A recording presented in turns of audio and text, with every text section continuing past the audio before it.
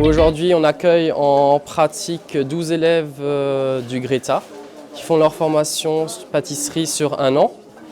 On se prépare donc à l'examen. En épreuve pratique aujourd'hui, on a un biscuit traditionnel, une génoise avec une crème au beurre pralinée et 16 croissants.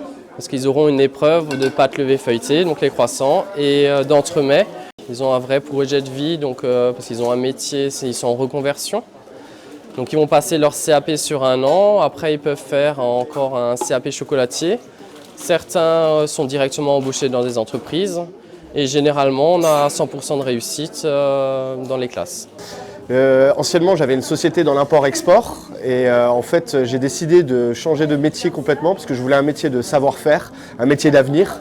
Et je me suis renseigné par rapport au Greta qui m'a ouvert ses portes et qui m'a donné la possibilité de faire une année en 9 mois. De passer mon CAP via un stage que je fais en entreprise dans une pâtisserie qui est chez Jacques en fait. Et ensuite, après avoir passé, en faisant cette année-là, l'année prochaine j'aurai le droit de faire une année de chocolaterie. Donc moi j'ai choisi la chocolaterie puisque le chocolat a une valeur sûre dans la pâtisserie.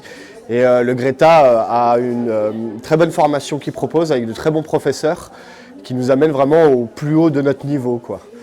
J'ai une formation de cuisinier traiteur, un CAP pâtissier que j'ai effectué en candidat libre et ensuite je suis allé vers le Greta pour me spécialiser dans tout ce qui est chocolaterie, confiserie.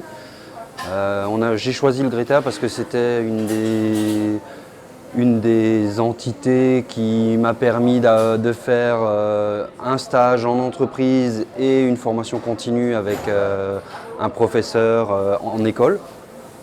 Car en pâtisserie et en chocolaterie, on demande de l'expérience souvent.